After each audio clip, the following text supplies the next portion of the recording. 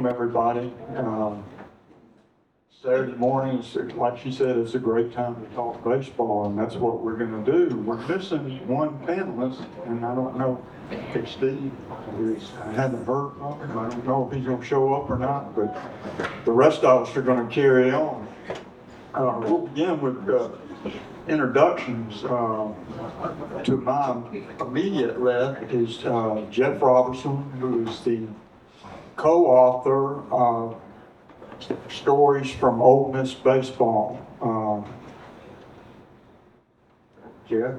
And to his left is Jim Crockett, who his latest book is When Mississippi Schooled America in Baseball.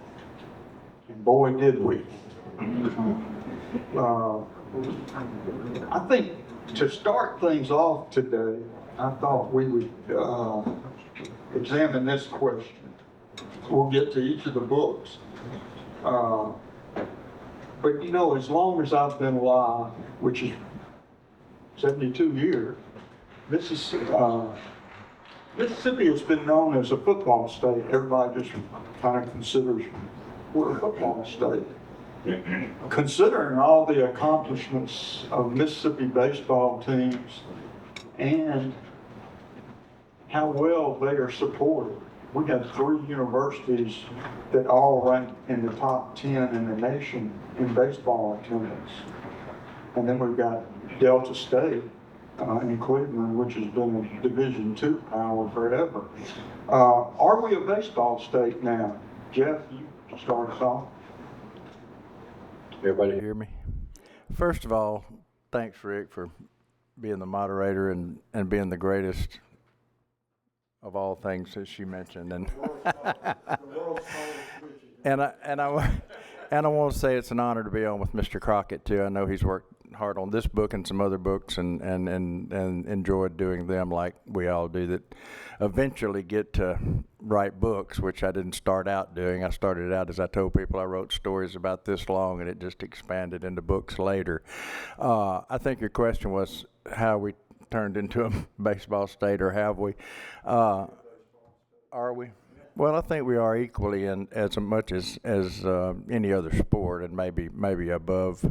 You know, you hate to rank them. I mean, it's a college football Saturday, so you hate to put that, you know, baseball above football or anything like that. But I do think, and I told Rick this earlier when we were talking downstairs, and that not to compare, but that's exactly what I'm doing. You know, if you look around us at the Louisianas and the Arkansas and the Mississippis, I mean, this is baseball country like no other place in the country. I'll just leave it with that and turn it to Mr. Crockett by saying, yes, I have watched and been around this.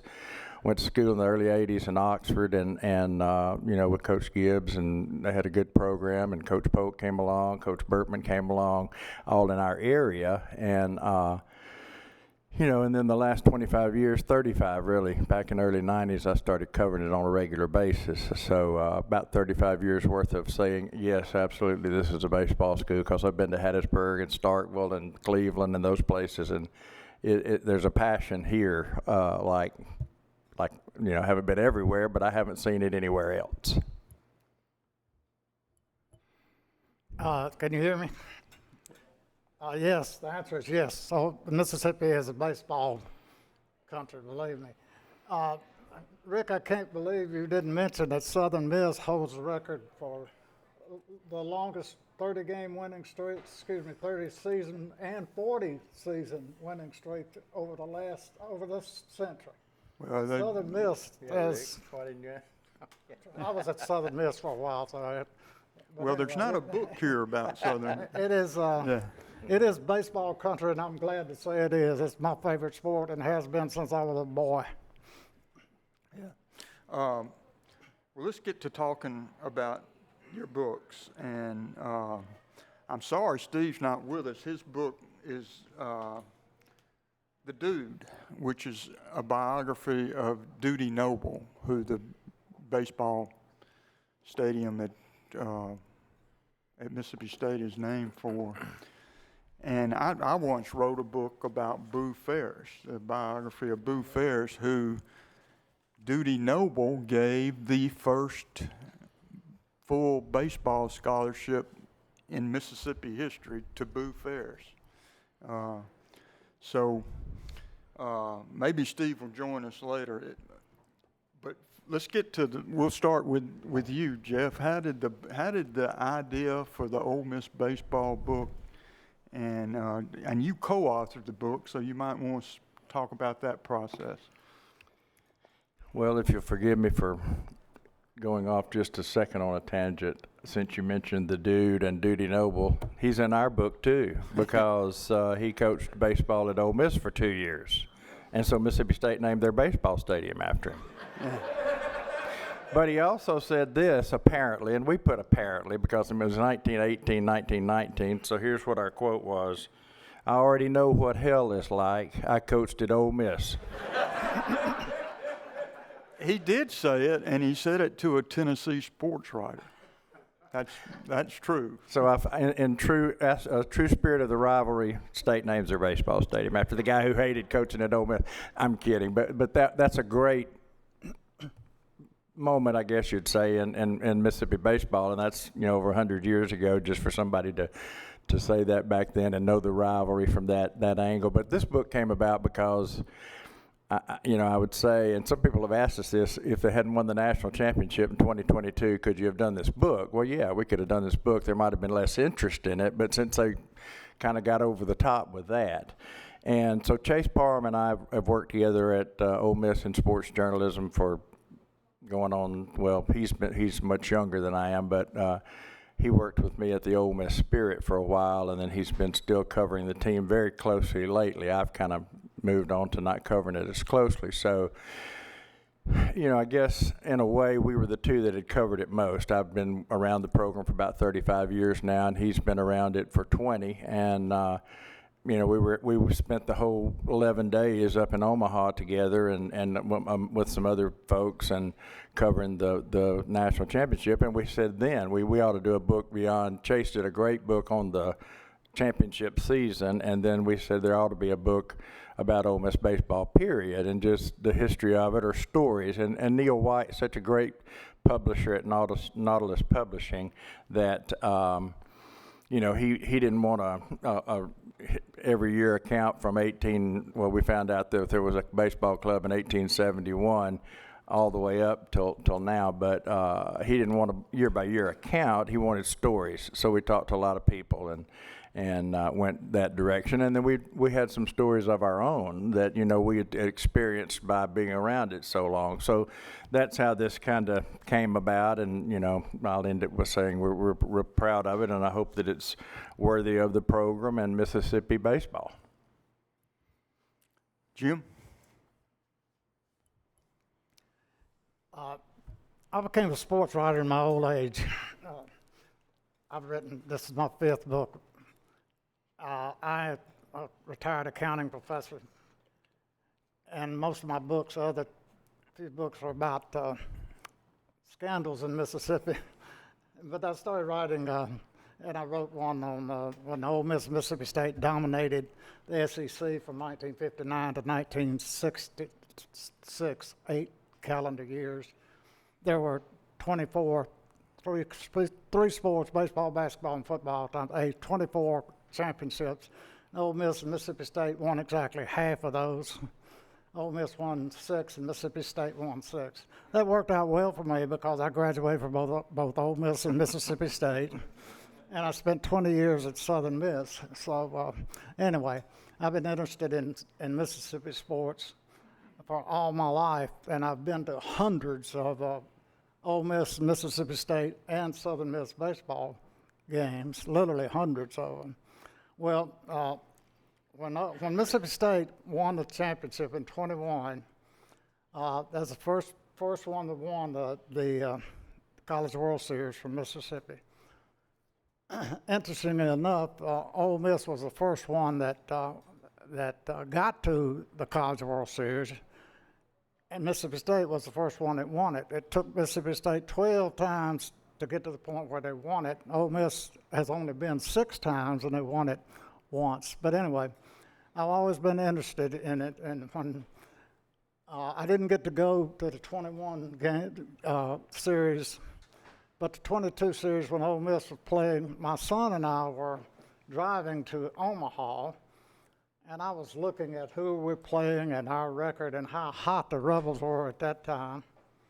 And I told my son, Clint Crockett, I said, you know, Ole Miss could win this thing. Ole Miss was tremendously talented in 2022. You might know they went through a dip. They started out way high on the rankings, all the way out of the top 25. In fact, at one time they were number one in some of the rankings, went 13-1, and then they dropped out of the rankings and they got hot at the end of the year.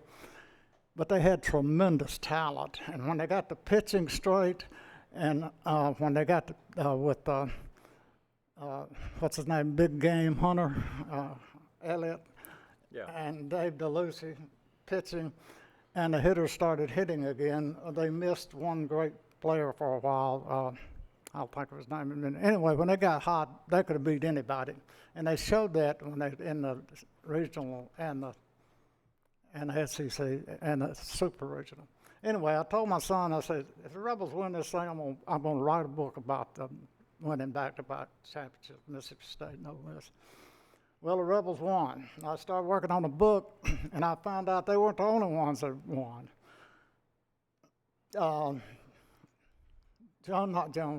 Pearl River Community College won the Division II Junior College World Series. By the way, the coach's mom is here. I'll talk about him in a minute. Anyway, they won, and Madison Central, I live in Madison. Madison Central was named Team of the Year by Baseball America in high school. All of that happened in a period of 13 months. It's never happened before. I looked it up. It never happened before. So when I found out that they won also, I said, well, I got to put them in the book too. And I did, and the coaches all really cooperated with me, and I'm thankful for that. And the book is dedicated to the four coaches. By the way, as I graduated from Ole Miss, Mississippi State, we have a Mississippi State All-American in the audience today. Do y'all know that? He's right here amongst you. Frank Montgomery, stand up. Stand up, Frank.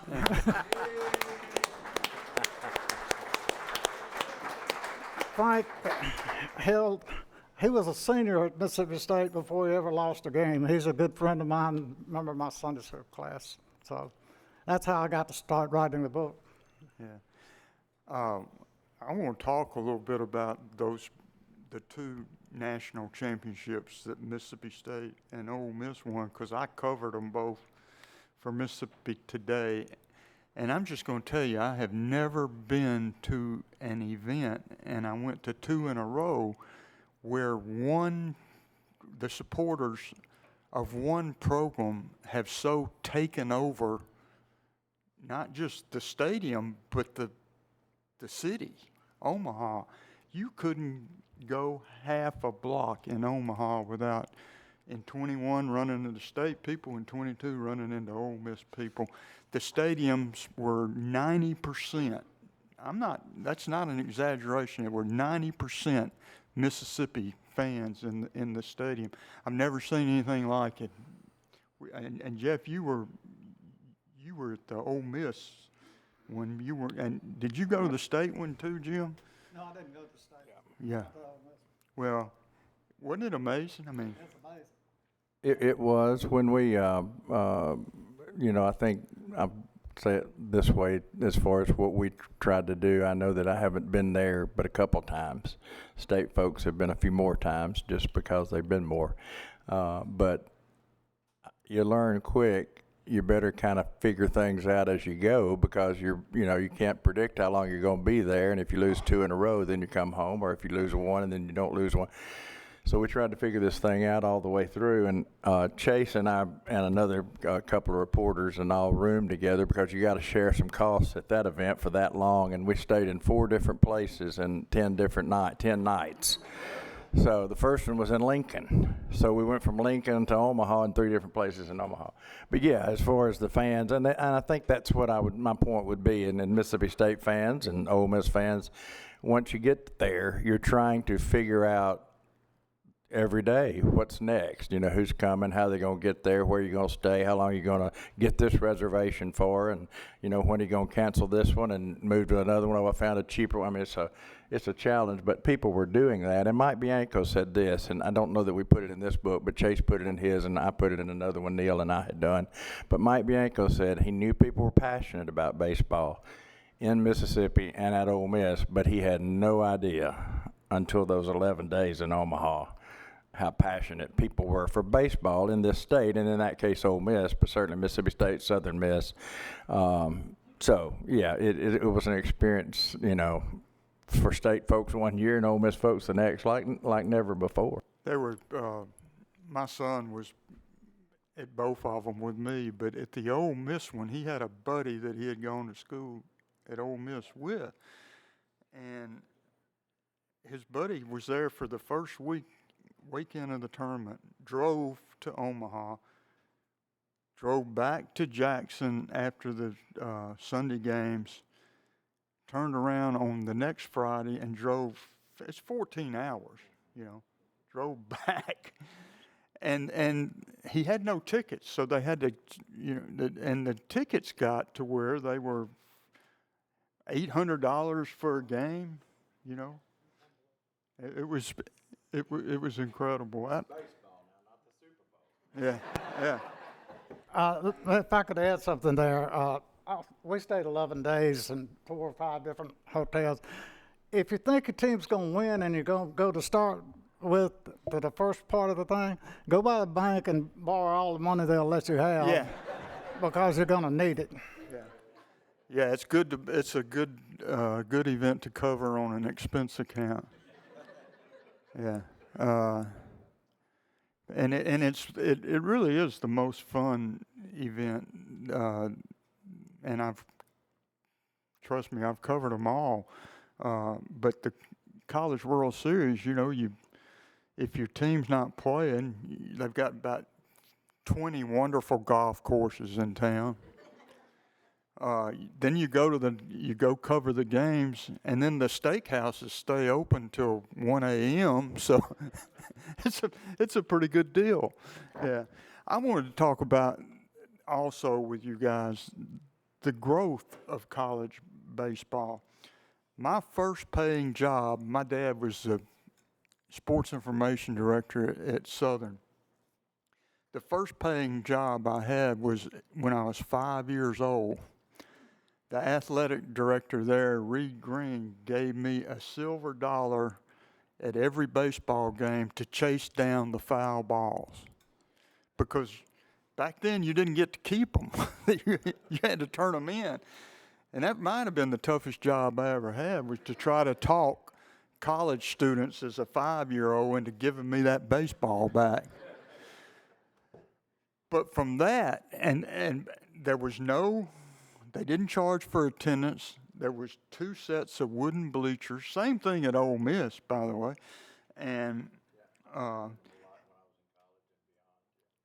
by the end of the season, Southern was playing with the wooden bats were nailed together because they'd break them, and they couldn't afford to buy any more. So they would actually end the season playing with broken bats.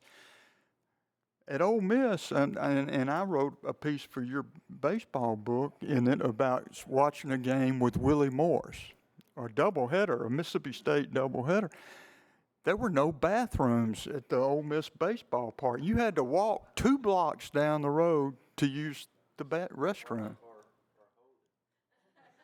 Yeah, and now, of course, there are luxury suites that rent for thousands and thousands of dollars.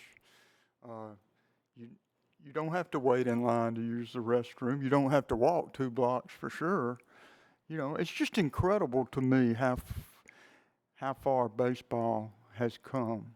In fact, in my sports writing career, which began in 1965, the growth of college baseball to me is one of the 3 biggest stories. Title IX and women's sports would be one, And the integration of Mississippi sports would certainly be one. And then just the unbelievable growth of college baseball. I watch every game that Ole Miss Mississippi State play on streaming these days. You know, you can see all the games. That's the best deal on TV is to buy that package where you can see all of the sports. I watch all of them. Oh yeah, well back in the '60s, there was one college baseball game televised a year, and that was the final game of the College World Series. Now if you can stream, you can watch anything. I watch Delta State baseball games sometimes. It's amazing.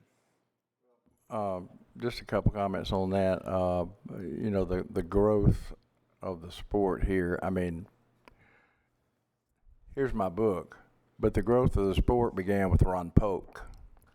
And I think people understand that in this state. Coach Swayze at Ole Miss, great coach. He was also the head football recruiter. So back then they had 2 or 3 jobs. And, you know, so they hired Ron Polk at Mississippi State, and things change. My first regionals to ever go to were at Mississippi State, you know, just to watch. Oh, I cheered too. I'm sorry, I did cheer. But I was just going because I thought it was, you know, a great event, and I enjoyed going there. And that would have been in the 80s and the late 80s. And then, you know, we had, Ole Miss had 2 legendary names, Jake Gibbs and Don Kessinger. They were both a baseball coach and both 2 sport All-Americans, and there have only been 2 at Ole Miss, Jake Gibbs and Don Kessinger. So you're leading your program with legendary people. And, you know, they both had success, but Mike Bianco has taken it to a different level. So, you know, as you follow the path of Ron Polk since '75, and then, you know, Skip Bertman came along in the '80s at LSU, and then, you know, Ole Miss, you know, I asked Mike Bianco when he first got there, I said, how are you going to build this program? He said, I brought the blueprint. Yeah. So that came from just south and west of here a little bit. But anyway, he knew what he was doing, and that's why he's had, you know, a lot of success. Could I say something about Ron Polk? I interviewed him. If you try to get him, it's almost impossible. I interviewed him while he was driving to Louisiana to give a speech. But anyway, I write about each team a little history, and I wrote about Ron Polk in this book. He is an American treasure. If you don't know anything about him, the guy is absolutely unbelievable. Ron Polk is, and if you get a chance to go to his museum, you have to take how many people, Frank? 8. If you want to go to Ron Polk's museum, you have to have 8 people. Yeah, you can have 8, but no more than 10, and it takes 2 hours. Okay. He won't charge you, but he won't let you in if you have 7. So, I'm telling you, he is an American treasure, Ron Polk. Yeah, well, he is, but when we're talking about Mississippi college baseball history, you just got to also include Boo Ferris as a Mississippi State grad, and as I say, got the first full scholarship from Dudy Noble. He also the most wonderful human being I ever met, just an amazing person. But he, you know, people forget that when Boo was at Delta State and coaching, they played State and Ole Miss and Southern and won their share. I mean, Delta State won lots of games over Ole Miss, Southern, and Mississippi State. I remember one year I was covering the Magnolia Classic golf tournament in Hattiesburg. And they have the Wednesday night Pro-Am party when they have all the celebrities would go and perform. But Dizzy Dean was one of the celebrities.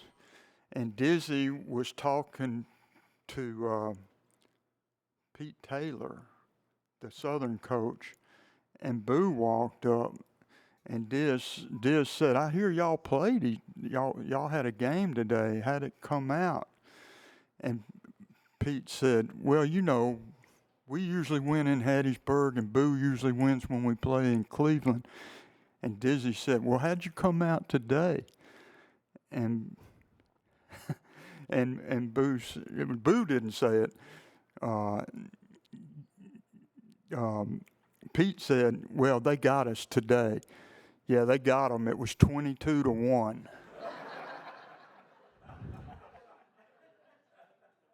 Yeah, I mean, Boo had it going at Delta State, and never got the Division II national championship, but his guy did. Mike Kennison, who later coached there, won the national championship.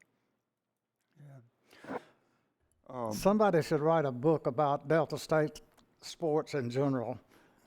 It's unbelievable what Delta State has done over the years with women's basketball and baseball and football. Yeah, it's and you know, we used to, when I was at the Clarion Ledger, we used to cover Delta State and Millsaps and Mississippi College, and now they just don't get, if you don't have their website bookmarked, it's hard to keep up with, you know, with even when they win and lose. It's a whole different thing with sports journalism, but that's a story for another day. When I wrote the Mississippi football book a couple years ago, I learned so much during the reporting of it when I was researching and everything. I'm just wondering from y'all, are there things you learned that you didn't know about the subject matter during the reporting of the book? Yes, because we interviewed players and former players and few coaches and some of the former coaches' kids, and you know, that were ball boys or bat boys or whatever at baseball. So yes, because we talked to them about their stories. I'll give you one example. There was a pitcher. Can y'all hear me okay? I'll back up a little bit. A pitcher from Tupelo named Will Klein. Some of y'all may remember Will Klein. He pitched about 20 years ago. Funny story real quick in intervening that one. Will Klein called me the other day and said, "How can I get my book as quick as possible?" I said, "I'll meet you in Pontotoc." So I drove to Pontotoc and took a couple of books for Will. But Will turned his career around at Smith-Wills Stadium against Mississippi State. He had a real struggle to be the pitcher he needed to be at Ole Miss, and Will laughed, and I put in there that he laughed about this. I said, "Coach Bianco used to tell us, you know, Will Klein has to pitch here," and he said he told me that too. I have to pitch here. So Will plays Southern Miss the week before he played state at Smith-Wills, and that was the first year of the Pearl Stadium. So they played Southern at the Pearl Stadium, but they still played one more time at Smith-Wills. Will Klein started the game against Southern Miss, went 2 innings. Ole Miss got beat 13-6, and Will Klein still wasn't pitching very well at Ole Miss. The next week, Bianco, who does these kind of things, and I'm sure Polk and other coaches would too, throws him right back out there the next week against another rival, against Mississippi State. Ole Miss won, Mississippi State nothing. He went 7 innings, gave up no runs. Zach Cozart hit a home run. It was 1-0 Ole Miss, and it turned his whole career around. And the next year, he was Ole Miss's ace. But he tells me a lot more, and it's in the book, about how he got to that point. We kind of all knew that because we'd covered the game, and it's in the, Rick had probably written about it, and I had. But my point is, Will had, his words were, when I was interviewing him for this book, he said, "Let me tell you how my career really went. Let's start back in Tupelo," and he'd gotten hurt in Tupelo in football, and he just took me through some things. So that's just one example of one guy and one story that told me a lot of stuff I didn't know that made for a better story and a better book, because now I know Will Klein's story better. Jim? I learned the importance of coaching at baseball.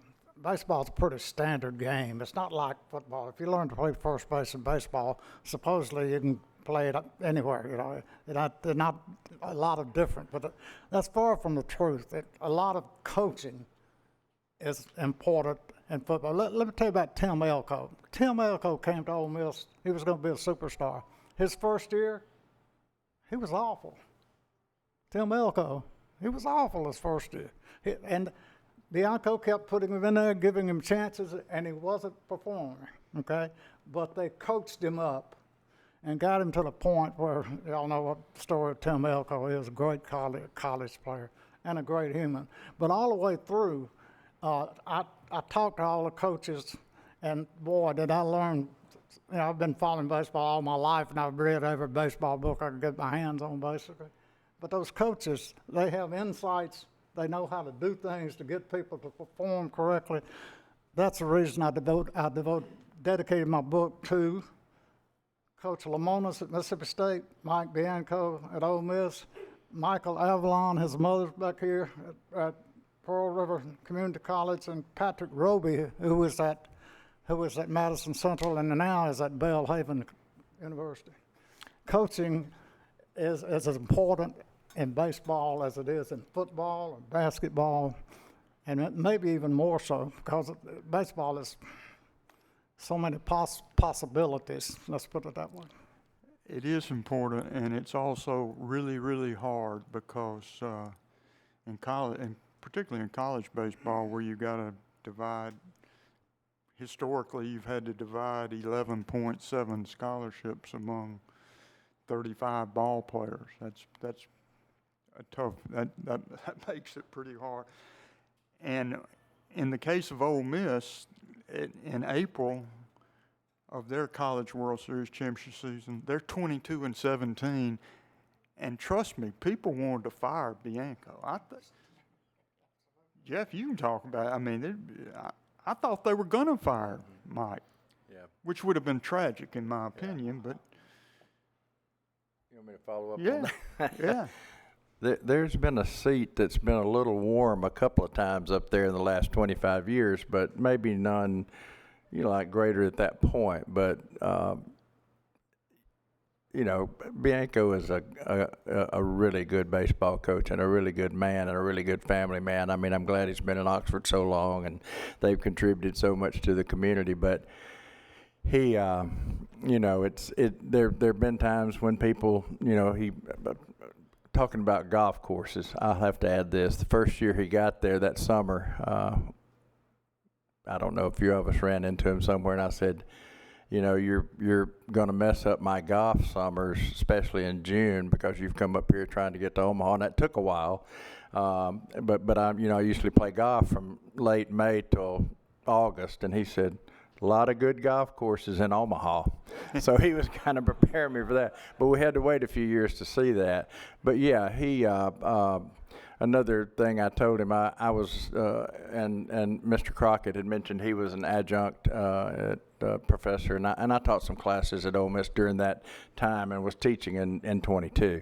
And I wanted to take some of my classes to some press conferences. That was a sports writing class, a writing class in journalism, and I wanted to take them to some press conferences. And I told the people at Ole Miss, I said, they won't ask any questions. I just want them to see how it's done. And so COVID came along, couldn't do it. First one we went to was a Bianco. I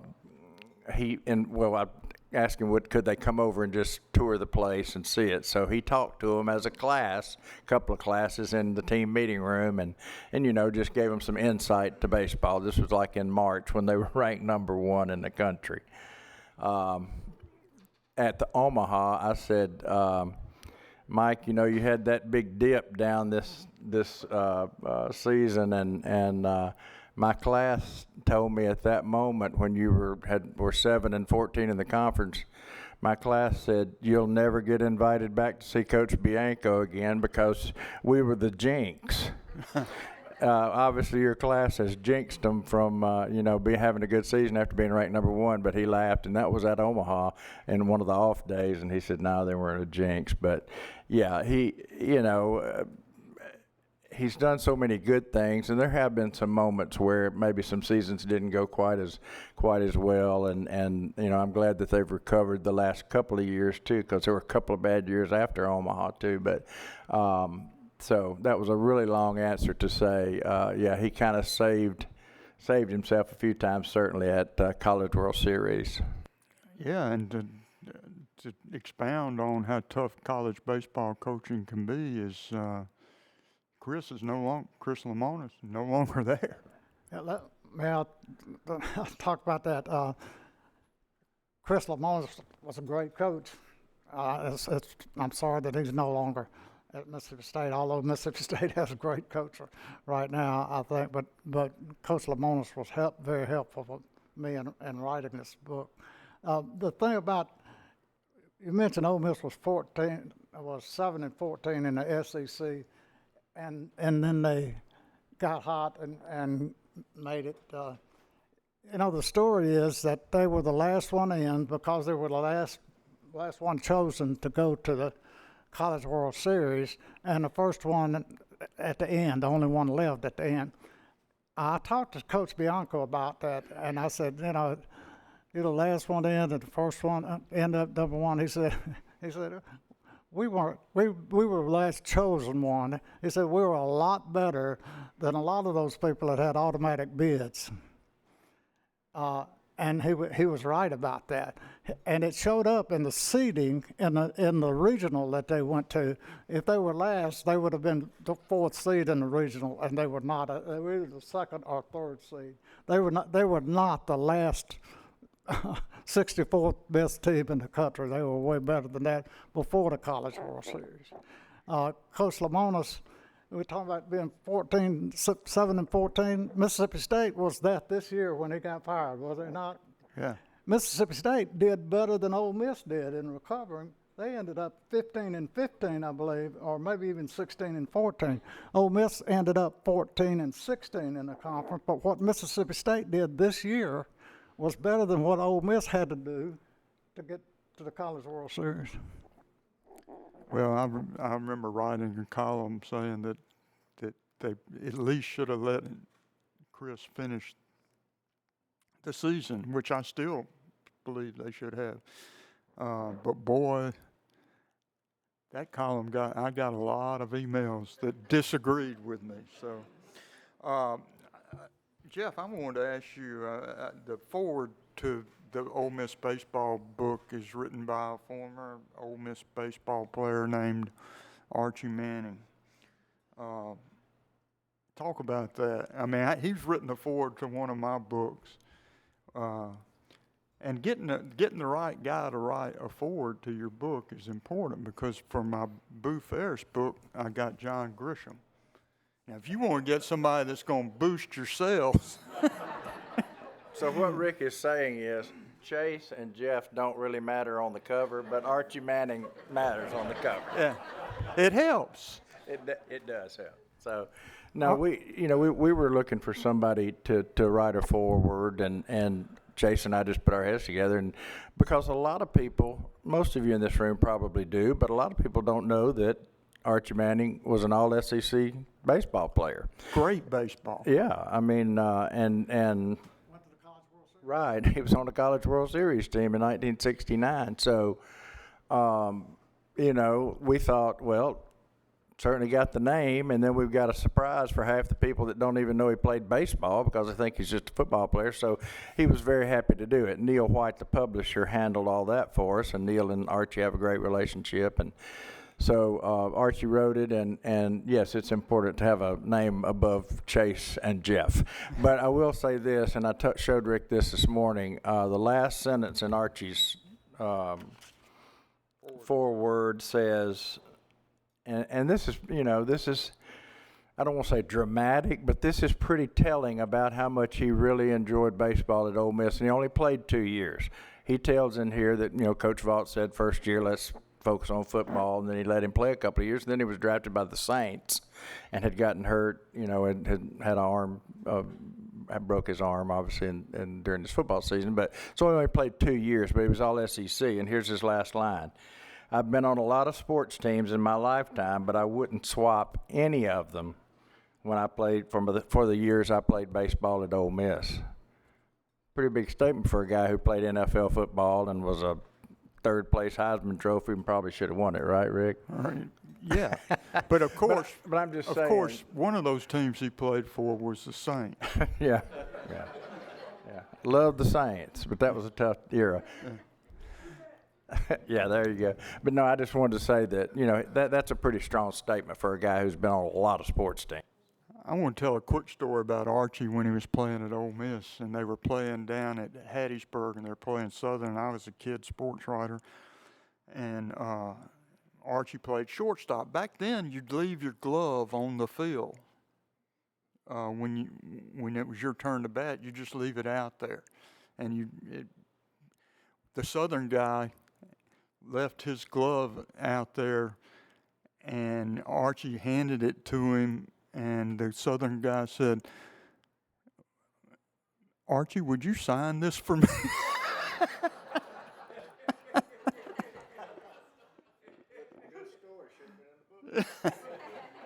Yeah, I did. The piece that I wrote for your book was about.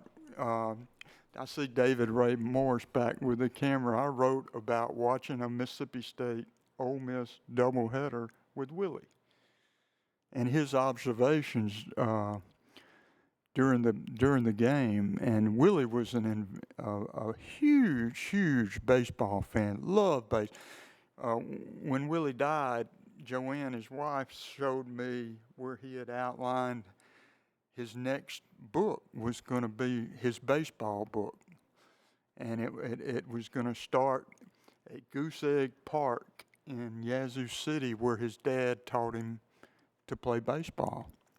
And it was going to end up on Long Island when he was playing in a celebrity softball game with a bunch of actors and journalists and writers, and broke his foot. Was it his foot or his leg, David Ray? Was it his foot or his leg that Willie broke in the Yeah. Yeah. Do you remember the infield fly rule that he wrote about? Oh, yeah. Yeah. That's the funniest thing you'll ever read. Yeah. Well, we watched the game. I think it was Susanna. It was Susanna that watched the game with us, David Ray's partner, and it was her first baseball game, and she was from Germany, and all the questions that she asked while we were watching the baseball game, like, they're not going to strike one another with those clubs, are they? And why do they keep running from pillow to pillow? Yeah. Yeah, but let's see, it's 10. They want us to leave about 15 minutes for question and answers, so let's open it up if you have. Jim. Okay, I got so many trying to get out on where to start. And this, so I'll start with one that, two questions. One is, if any of you have amazing plays you play in baseball that you'd like to talk about. But the other one, which is really sacrilegious, I'm ashamed to even bring it up, but there are people who think baseball is boring and slow.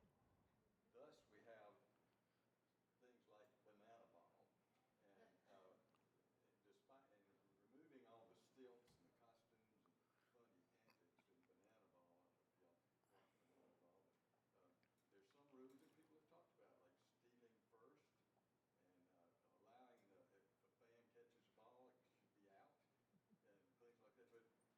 But if you have any comments about banana ball. There's an Ole Miss player that's playing with the Savannah. There are two of them, I believe, but Peyton Saturday played second base. By the way, that guy, he played second base for Ole Miss. He went a calendar year without making an error at second base. That's almost impossible. If you hit the ball anywhere close to him, you were out. But he's playing with a banana team now, which is fun to watch, by the way. What about their rules? I love, you know it's not real baseball, but it's still fun. I can't watch it. I cannot watch it. Yeah, I can't watch it. Well, the one thing I think about baseball is this, and again, you didn't use the word sacrilegious. I might not should say this, but I think that the length of the games has hurt with TV commercials and replay review, and because I sit in the press box a lot, and a lot of people come and go, and they can leave early whenever they want to, but we're sitting there, and those 3.5 hour, 4 hour games, where a lot of it is not baseball. I wish we could speed it up a little bit, just for the, that may be why a lot of younger folks are not as patient as we might have been, but to watch something for 4 hours. The best thing that's happened in baseball to me and forever is the pitch clock. I think it's sped up the game, and it's great. Yes, sir. Two things. One, another school that I hadn't heard you mention is William Carey. They have a long baseball tradition. Absolutely. Another thing, a couple of years ago, when we were talking about the football book, and I don't remember which panelist said it, but it rang true. And he said he was going to get in trouble for it. He said Mississippi State was a baseball school that loved its football.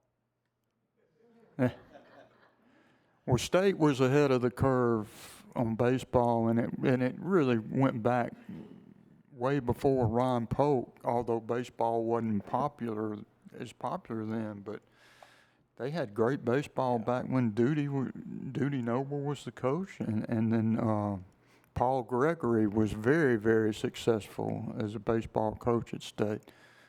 Peyton. What about the HBCUs, Bob Brady's ASU and some others? Do you have any observations or thoughts, comments?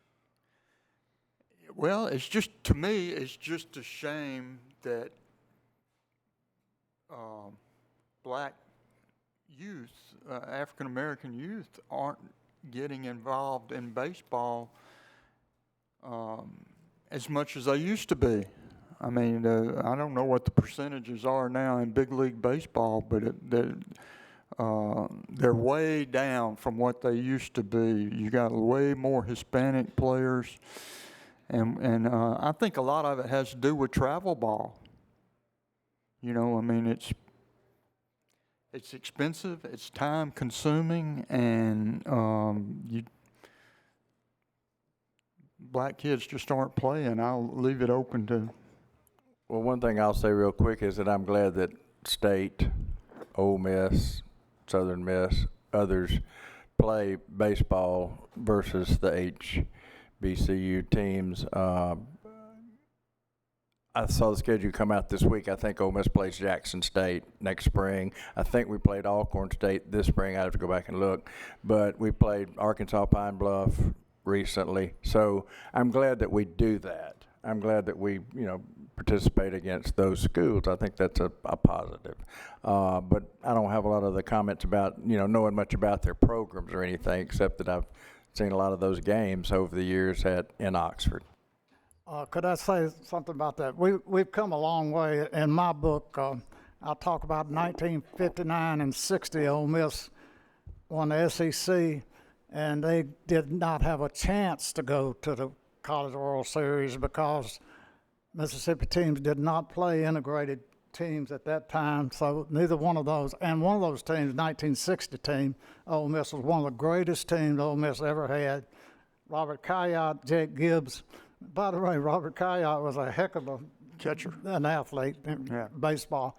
But now that has completely changed, and I'm glad to say that one of the stars of Ole Miss when they won the College World Series was T.J. McCants, who's one of those that hit a home run, and when they hit back-to-back home runs in the game at the College World Series. I just want to say, we wrote about that in our book too, about those years that he's talking about. So, we didn't shy from that. There's a couple of 2 or 3 stories in there about those teams that didn't get to go to the playoffs because of the unwritten or written rules in Mississippi.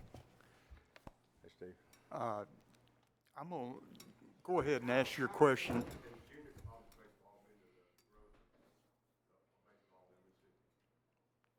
I Junior didn't. college baseball. Did you catch it?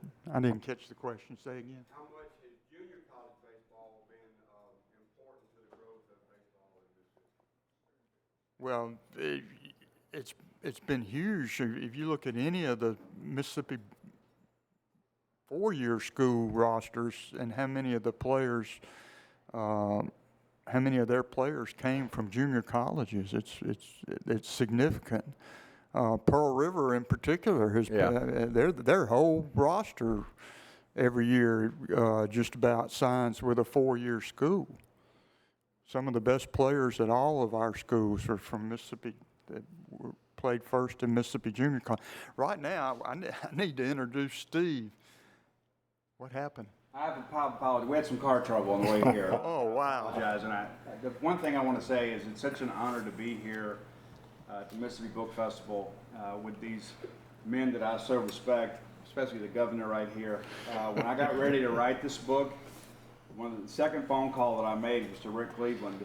I said, Rick, I'm thinking about writing a biography of Dudy Noble. What do you think? He goes, I wish I'd have thought of it. And to me, that's the ultimate compliment. But I do apologize. Sometimes life gets in the way of what you really want to do. But anyway, I'm glad to be here. And of all the books that I've written, this is the one that probably it's been the most rewarding. And one thing I want to say about this in the time that we have left is I never had any agendas other than the truth. And kind of unknowingly, I was able to exonerate both Dudy Noble and Tad Smith from some very serious allegations involving segregation and racial issues in the state of Mississippi. And that was never something that I intended to do or expected to do. But I think if I don't do anything else in my journalistic career to kind of protect the names of those two people that mean a lot to Mississippi State and Ole Miss, I think it's very important. Steve, I've already mentioned that Dudy said he knew what hell was like. He coached at Ole Miss. Got a question out here.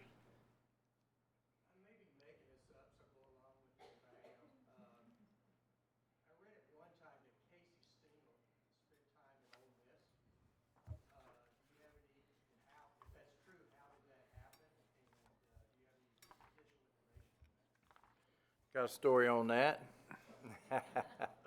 He did. Casey Stengel was the baseball coach at Ole Miss in 1914. Most of you probably know Casey Stengel won 7 World Series with the Yankees and was the first manager of the New York Mets. When he went to Ole Miss in 1914, it was a young man. As I remember the story, I didn't write the story, but he was injured, and his old high school coach, Bill Driver, was the football coach at Ole Miss, and they contacted each other, and he said, come help me with baseball. So he stayed at Ole Miss for a year, and they had decent success. And one of Casey's quotes, I won't get into the story much, but one of Casey's quotes in there was, you know, I was at a grand old university in the South, and I loved coaching college baseball. Maybe I should have just stayed.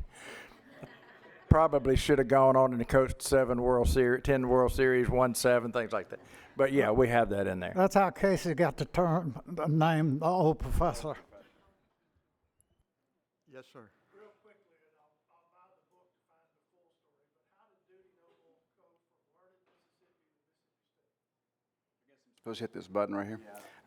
I'm from South Mississippi, so we need a little instruction. But Dudy Noble never played organized sports until he got to Mississippi State. He was 16 years of age when he enrolled at State. And back in those days, you had to go to Hines Community College in Utica to get your certification to be a, quote, graduate.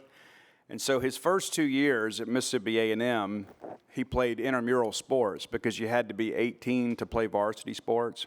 And he spent 6 years up there and still didn't graduate. It took a long time for him to graduate. And I got a story about that, too, that's great. So when Dudy went to go coach at Mississippi College, he beat Southern State and Ole Miss his first year coaching football. It's the only year really he had coaching football where he was of any count whatsoever. But in order to be the head coach at Ole Miss, he had to have his college degree. So he went back to State to take this math class that had eluded him 3 different times. And I have his transcripts. They wouldn't let me print the full transcripts in there. But anyway, it was this one particular math class that just always seemed to baffle him. And so he got ready to take the final. And there were 4 theorems he had to solve. And with about 10 minutes to go in the exam, he walked up and turned his test booklet into the professor. And it said, I don't know a damn, D-A-M, one of them.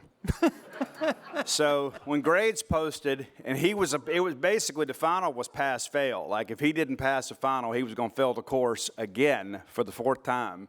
And when grades posted, he had a B. And he went to the professor and he goes, this is wrong. I mean, I didn't even fill out the final. And the professor told him, he goes, Mr. Noble, I would have given you an A if you'd have spelled damn correctly.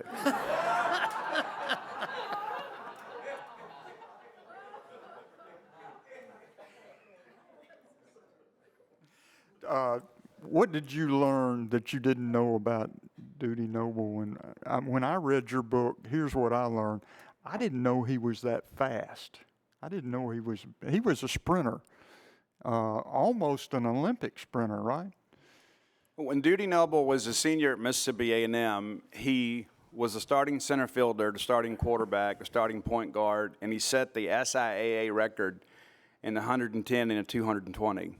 And him and Don Scott both were invited to the Pan American exposition, because we didn't have the Olympics that year because there was a world war going on in Germany, so they were a little bit preoccupied. But Dudy had a chance to have been an Olympian had they had the Olympic Games that year. But since we didn't have the Olympics, they just had the trials. And Dudy didn't play, so I think he finished fifth. And the guy that beat him eventually set a world record. But what's interesting about all that stuff with Dudy is that he has 14 varsity letters, and that record will never be broken. He would have had 16. But during the holiday break of his freshman year, he was at home tending a fire and got his hand burned, so he couldn't dribble a basketball or wear a baseball glove. That's the only thing that prevented him from lettering in all 4 sports in all 4 years during his varsity career at Mississippi A&M. But along those lines, one of the things I want to say, because it happened in this very building, I got really obsessed about this. I read in the Jackson Daily News this editorial about when Dudy had to call the basketball team home from Evansville. And what's not as well known is the very next day, Tad Smith had to call Ole Miss home from Owensboro because they weren't allowed to play against integrated rosters. And everybody's made a lot about the game of change, and that's something we should be very proud of. But Mississippi State was not the first school that was mistreated in that aspect. The first school in the state of Mississippi that was denied the opportunity to play in the NCAA tournament was Jackson State. They were part of the NCAA D2 tournament, and they actually won their first game against an all-black school. Jackson State was 26-2 that year and probably would have won the Division II national championship. But they had to play an integrated roster, white guys, in round 2, and our state government called them back and wouldn't let them play. And I think that is a far worse injury than what happened to Mississippi State. The fact that they were denied the opportunity to advance in a tournament that they deserved to be in. But in this editorial, it talked about there was a bill pending before the state legislature. And I got obsessed about this bill, and I wanted this bill, and I wanted the people of Mississippi to see this bill. So the bill never came to a floor vote in this very venue, so it wasn't digitized. So I got a hold of a couple state legislators, and I said, hey, this bill exists. I eventually found out who actually introduced the bill. We had a couple of students that were working here that summer that went down in the archives of this building. They found this bill. And this is what Dudy Noble and Tad Smith, Dr. Shaddix, and those people were facing. If this bill had passed, it would have been law in the state of Mississippi that no state-funded institution could play an integrated roster. If they did, they'd be fined $2,500, they'd lose their state funding, and the administrator that signed the contract would go to parchment for a year. It died in committee, thankfully, but that bill was pending when Dudy and Tad had to call those basketball teams home. And what's interesting is the marching orders came down from this building to our state institutions. And so when the presidents of both schools gave their statements, both of them kind of said they didn't know what was going on, but they were almost identical. Dr. Giles' statements and the Chancellor at Ole Miss's statements were almost identical. And then the state legislators who were segregationists to the core, they couldn't wait to take credit for all this. And there was a guy named Dr. E.R. Jobe, if you guys know Delta State, their auditorium's named after him. He was the executive secretary of the State College Board, and he came out publicly and said it wasn't the decision of the schools, it was the decision of our state legislators. And I have that bill in this book. We were able to scan it in, and it was an obsession of mine because I told my editor, I said, we can't just write about this. I think people need to see it on its face.